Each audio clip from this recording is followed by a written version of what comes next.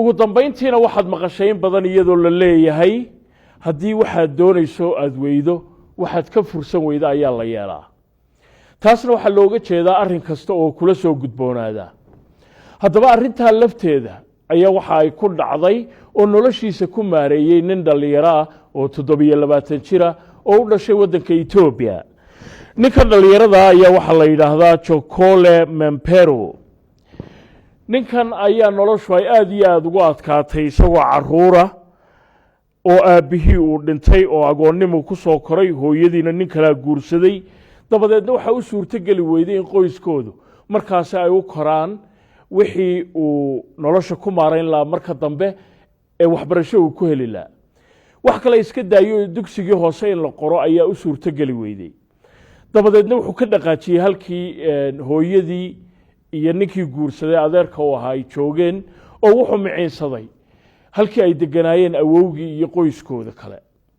dabadeedna awowgii buu ninkani aad iyo aad waxa ugu dhiirigeliyay in iskuul la qoro dabadeedna awowgiina uu ka yara meermeeray oo xaaladdan u saamaxaynin intii hore markii dambe uu kala dhammaan waayey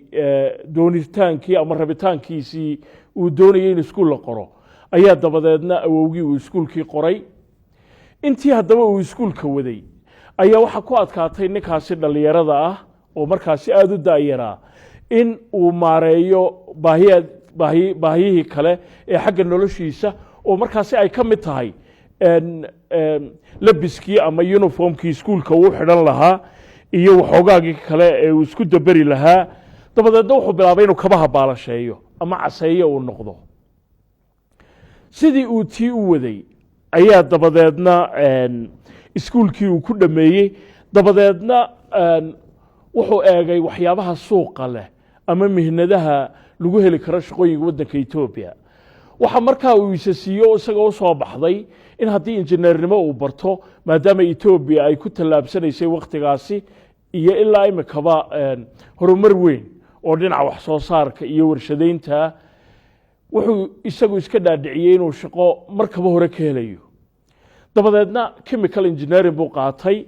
oo uu ka qaatay jaamacadda Baxardaar ee ku taala waddanka Ethiopia gobolka Amxaarada ninkii dabadeedna markii ay noloshii kale ku adkaatay baa waxa caawin jiray jaamacaddii uu dhiganayay lafteeda oo waxoogaa ilaa $10 iyo in aan waxba dhaamina ayaa bishii la siin jiray oo markaa waxbarasho looga dhigayo deeq ahaana ardayda kale uu kula jiray jaamacadda kuwii ka jeebka roona ayaa iyaguna caawinayay haddaba intaasoo dhan wixii uu dul qaadanayay ee uu rafaadka iyo samirka iyo nolosha adag u soo maray waxay ahayd sida uu doonayay qof kasta oo bini aadamina uu nolosha ka rabo markuu saa u soo kifaaxo inuu shaqo hore ka heli doono shaqadii baa haydaba iyana jir ku noqotay oo aad iyo aad ugu adkaatay oo uu kaga soo qaadi waayey wax kale iska daaye muruqmaal buu warshad ka noqday oo ilaa $10 wax aan dhaamin inuu 10kii maalmoodba helo aduu bisha oo dhan $30 ayay ku soo ururtay inuu warshadii kaga shaqeeyo deedna tiina way u noqon weyday warshadiina uu ka dhaqaajiyey wuxuu ku noqday halkii nolosha uu ka soo bilaabay oo ahayd baalashlihii ama caseeyaha waxa loo yaqaano ninkii dabadeedna noloshiisa taasuu ku dabaraa laakiin samirkii iyo hamigii midna kama dhimanin ee maadaama uu xirfadan yaqaanay ayuunbuu iyadii dib u bilaabay waxaa daba la yaab ku noqotay qaar fara badan oo macallimiintii jaamacadda ugu dhigaysay iyo weliba ardaydii la dhiganaysay ayaa markay suuqyada ku soo maraan isagoo kabihii baalashaynaya ayay qaarna ka yara weji dadbaan oo waxay yiraahdaan ha ka naxinina qaarkoodna intay u yimaadaan ayaa waa sida isagu uu sheegay ay dhiiri geliyaan waa macallimiintii ardaydii oo xitaa haddaanay kabahoodu baalashba u baahnayn ama in loo caseeyo ayay ninkaasi ay waxoogaa ugu dhiibaan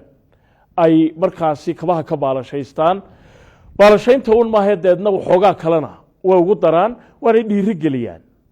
ninkan dhallinyaradii weli quusis muu taagin waxaana uu isaga qudhiisu cashar u yahay siday la tahay dhallinyaro kale oo fara badan oo markay jaamacadaha ka baxaan raadiya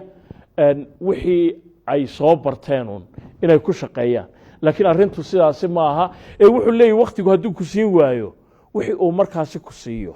ayaa la qaataa حيدا تعيش وينو دغادي يغلاها